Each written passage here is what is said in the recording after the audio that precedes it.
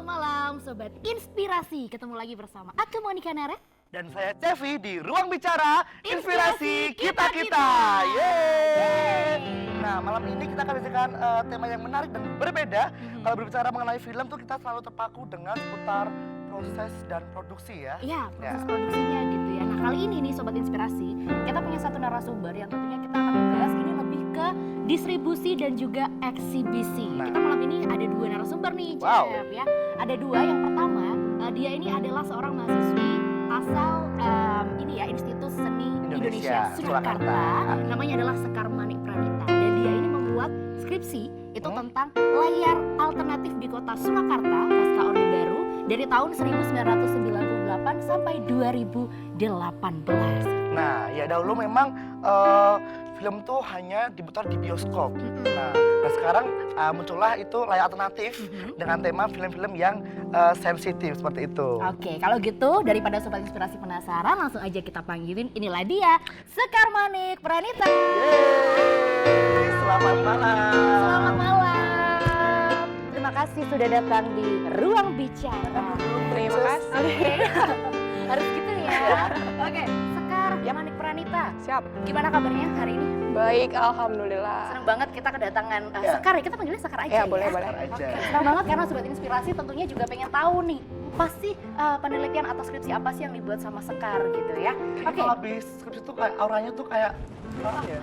Bersinar gitu Oh, ya. bersinar. Cerah sekali malam ini ya. Oke, lebih bersinar gitu ya kayak kamu ya. Iya, karena aduh. Lebih suram gitu ya. Baik. Blur. Oke, langsung aja nih Sekar. Yap. Untuk skripsi kamu, ini kan membahas tentang layar alternatif di kota Surakarta gitu ya. Ini pasca Orde Baru tentunya. Untuk Sobat Inspirasi nih mungkin yang belum tahu, layar alternatif itu sebenarnya apa atau seperti apa sih? Oke, kalau layar alternatif sebenarnya kalau di Amerika bioskop alternatif itu seringnya disebut art house cinema. Art house cinema itu biasanya tempat atau apa ya, kayak komunitas gitu yang muterin film-film di luar jalur mainstream. Oke. Tuh. Berarti bener ya tadi Syafika sempat ngomong Ya, nih betul. untuk film-film yang mungkin temanya adalah sensitif. Nah, ya itu salah satunya. Oke, nah gimana nih, dari mana munculnya gagasan kamu itu kok pengen banget membuat skripsinya ini tentang layar alternatif dan pasca Orde Baru? Itu kayak nggak kebayang kalau aku. Oke, jadi kebetulan aku juga aktif di salah satu layar alternatif yang aku teliti, namanya Kisi Kelir. Oh. Nah, dari situ kan Kisi Kelir itu 2016 awal berdirinya. Nah, aku penasaran sebenarnya sebelum itu tuh ada nggak sih layar alternatif yang di Solo gitu kan? Kan aku tinggal di Solo gitu. Ada nggak sih kayak pendirinya atau pionirnya gitu? Nah, aku cari tahu. Nah, karena ini skripsi, aku jadi nariknya ya 98 aja lah, jangan jauh-jauh gitu.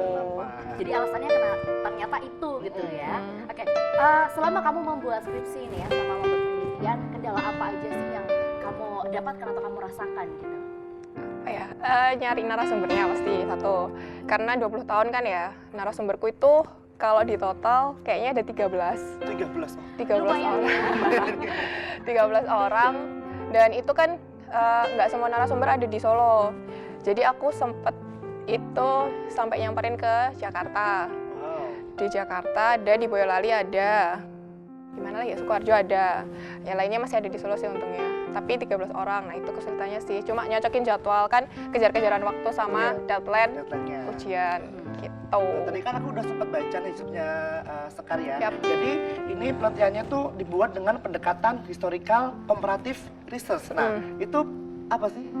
Kalau historical comparative research itu kan karena 20 tahun ini kan sejarah nih. Jadi aku pakai teori yang ada di ilmu sejarah. Nah, salah satunya historical comparative research itu. Kalau disingkatnya HC Research, belepotan. Agak susah Iya. gitu ya. Disingkatnya HC Research. Nah, itu sebenarnya untuk meneliti kayak perbandingan jarak waktu tertentu gitu. Nah, salah satunya di penelitian aku ini perbandingan 20 tahun itu. Jadi aku pakainya HC Research. Terus itu lama proses buatan skripsi itu berapa lama itu? Idenya muncul 1 bulan. lumayan loh ya. Ada 1 bulan. bulan. Ide. 1 bulan, oke. Karena sebenarnya aku tadinya nggak mau TA skripsi, maunya TA-nya karya. Cuman ada beberapa kendala, akhirnya aku harus ganti jalur kan. Jadi mikirnya harus lama. Terus kalau dari riset sampai nemuin narasumber sampai hasil jadinya itu kurang lebih 10 bulan sih. 10 bulan? Wow, pantas dia kan harus ke Jakarta. Iya, Sukoharjo. Bolak-balik ya 13 loh. Ya, seperti itu. Terus itu motif atau tujuan apa sih yang ingin sampaikan Mbak Sekar dalam skripsi ini? Kalau tujuannya sih sebenarnya karena di film sendiri tuh pengarsipan kan masih jarang nih. Nah, aku pingin aja sih jadi salah satu orang yang punya punya skripsi yang bermanfaat. Salah satunya buat arsip kan. Siapa tahu nggak sekarang sih kepakainya pasti 20 tahun ke depan mungkin ada yang nyari apa sih layar alternatif tahun 2018 yang masih ada. Nah, itulah mungkin akan bermanfaat gitu. Oke deh kalau gitu. Ini juga menyinggung sedikit nih ya, Sekar. Kan kamu tuh periodisasi penelitiannya tuh tahun 98 sampai 2018 gitu ya. Gimana sih sebenarnya keadaan perfilman di Solo gitu ya pasca Orde Baru? Kalau keadaan perfilmannya pasca Orde Baru yang jelas sama ya kayak nasional. Tahun 98 sampai 2003 itu pasti film di Solo juga mati suri. Film nasionalnya mati suri. Nah, akhirnya sutradara yang dari nasional itu lewatnya jalur underground sebutannya. Wow, underground. Nah, lewat layar alternatif. Jadi dulu pernah ada salah satu layar alternatif itu kan ada Kina Club UNS. Iya. Nah, itu dia bilang kalau tahun 98 sampai 2003 itu muter filmnya muter si sutradara itu, nggak ke bioskop. Dia dari satu tempat ke Ya, tempat lain gitu ya. kasih workshop, terus mereka screening seperti itu. Wow, kayaknya menyenangkan sekali Iya, ya. keren banget. Tapi kita masih punya beberapa segmen lagi ya, Chef ya. Kita akan ngomongin lebih banyak lagi tentunya tentang penelitian dari Sekar Manik Pranita. Ini terkait layar alternatif di Kota Surakarta pasca Orde Baru di tahun 1998 sampai 2018 gitu.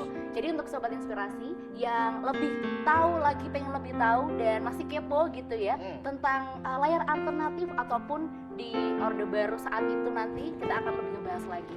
Tapi jangan kemana-mana karena Monica Naras dan tentunya Jeffy, masih akan ada di sini di Ruang Bicara Inspirasi Kita-Kita.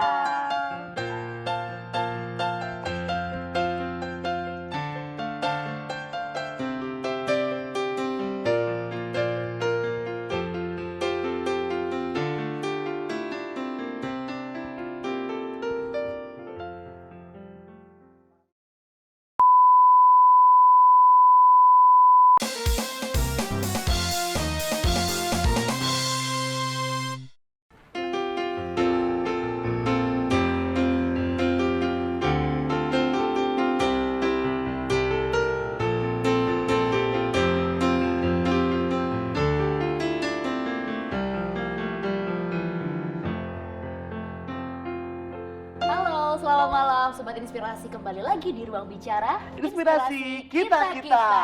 Yeay. Dan tentunya masih bersama narasumber kita yaitu Sekar Manik Pranita atau Sekar yang tadi sudah menjelaskan tentang motif nih dari pembuatan skripsinya yang berjudul Layar Alternatif di Kota Surakarta pasca Orde Baru di tahun 1998 hingga 2018. Benar begitu ya? Ya, ternyata kita tahu bahwa isu-isu yang memiliki peran sosial, ekonomi, dan politik itu juga mempengaruhi dan mempunyai peran signifikan terhadap life cycle industri film Indonesia, terutama di Kota Solo. Oke, dan terutama juga di tahun 98 itu ya. Tapi ngomong-ngomong tentang tahun 98 nih ya, mohon maaf Sekar, aku mau beralih ke Cepi dulu. Emang kamu tahu tahun 98 tuh ada tragedi apa atau kejadian apa gitu? Aduh, kan aku kan anak generasi milenial, jadi iya, anak 2000-an ya. Oh, lahir tahun 2019 ya. Iya. Sekarang udah Masih belia ya. masih belia. Tapi dengar-dengar dari orang-orang dulu bahwa tahun 98 itu ada tragedi yang menjadi sejarah di Indonesia ini. Oke, jadi ternyata Sekar anak milenial gitu ya. Kayak Cepi juga itu tahu nih tentang 98 juga. Apalagi nih kalau kita ngomongin tentang layar alternatif gitu ya, dari tahun 98 sampai 2018 gitu. Mungkin kamu bisa nyebutin beberapa profil atau nama-nama nih dari layar alternatif yang ada di Kota Solo. Kalau di skripsi aku itu ada 16 layar alternatif, kebetulan dari 98 sampai 2018. Tapi sebenarnya off the record dari 16 layar itu masih banyak yang nggak ke ini apa? Ke expose. Nah, jadi dari 16 itu mungkin aku kalau sebutin semua kan banyak nih.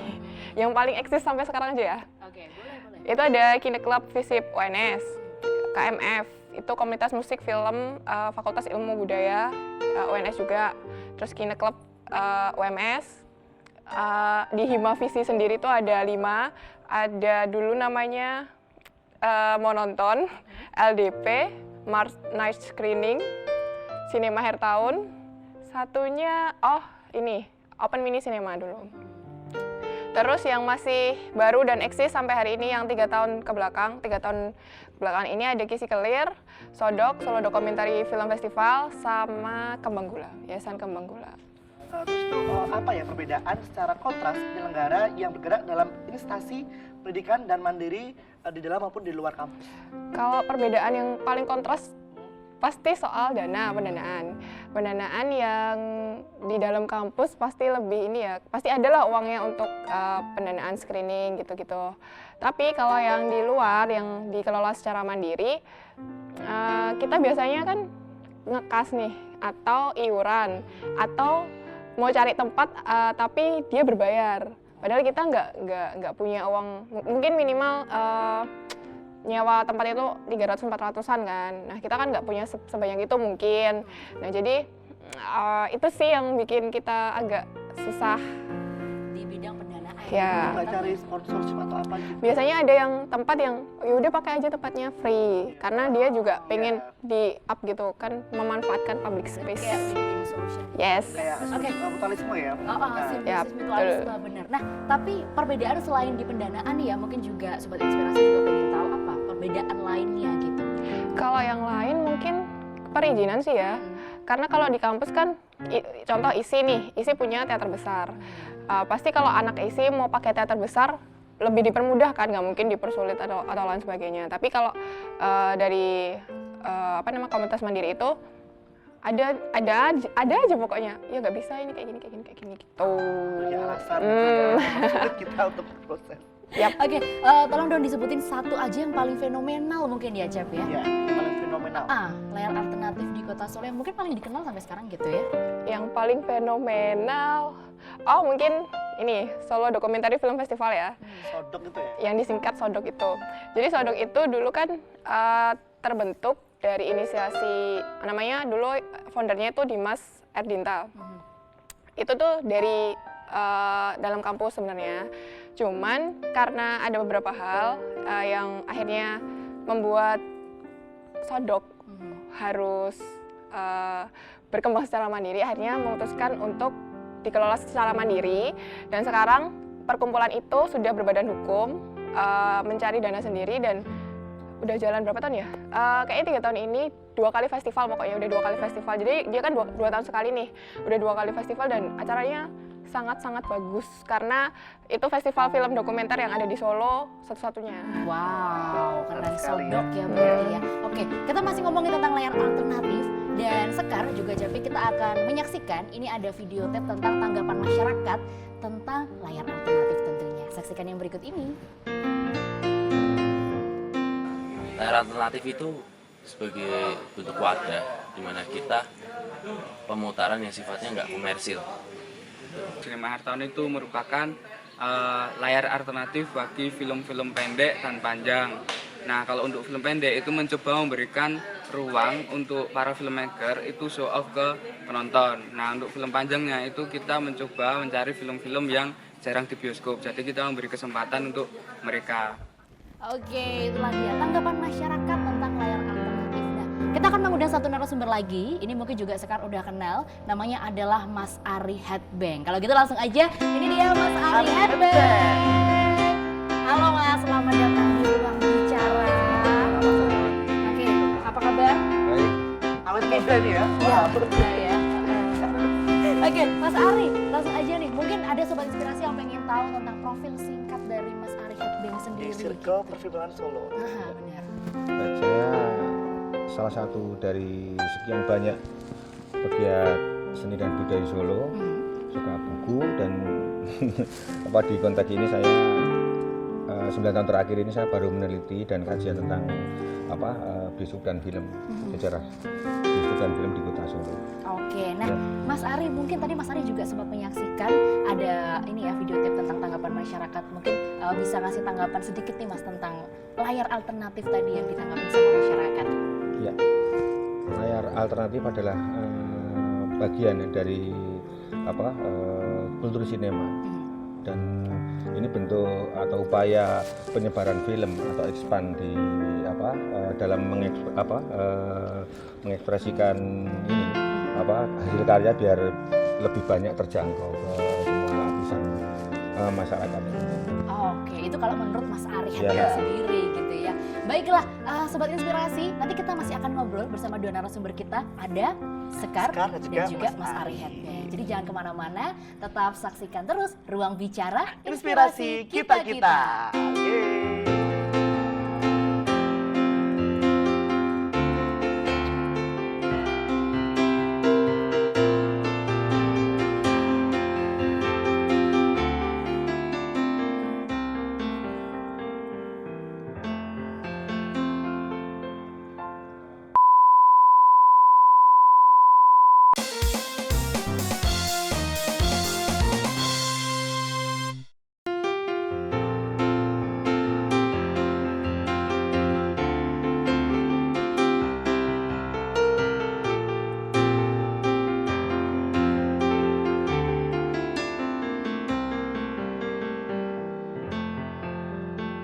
Kembali di Ruang Bicara Inspirasi Kita-kita. Oke, Yeay. tentunya masih bersama narasumber kami ada Mas Ari Headbang dan juga ada Sekar Manik Pranita. Nah, Mas Ari, terima kasih sudah hadir di Ruang Bicara. Tadi kan Mas Ari sudah menanggapi VT tentang tanggapan masyarakat ya seputar layar alternatif. Kalau dari tanggapan Mas Ari sendiri nih tentang penelitian dari Sekar, kan ini juga berhubungan dengan layar alternatif gitu ya. Gimana nih Mas pendapat Mas Ari sendiri? Ya, skripsi Mbak Sekar ini salah satu apa corong yang harus diperbanyak ya, kajian-kajian ilmiah seperti ini patut diapresiasi. Oke, Keren tangan ya. dulu dong Mas Tepuk Sekar tangan dong. dong. Karena semakin banyak akan semakin membawa ini angin segar untuk ruang-ruang film alternatif ya. Jadi saya salut sekali dengan Mbak Sekar. Oke, aduh, nggak nyangka ya, 10 bulan loh soalnya, 10 bulan ya Mbak ya? 10 bulan. Sampai bikin ke Sukoharjo, Boyolali, Jakarta, Jakarta, kemana-mana ya. gitu ya. Nggak Oke, sia-sia perjuangannya. bener banget. Kembali lagi ke Mas Ari. Mas Ari, kalau untuk layar alternatif gitu ya, di zaman dulu gitu, mungkin kan Mas Ari lebih paham daripada kami gitu ya. Seperti apa sih Mas gambarannya zaman dulu? Ya, layar alternatif selain bioskop konvensional atau bioskop komersil itu apa?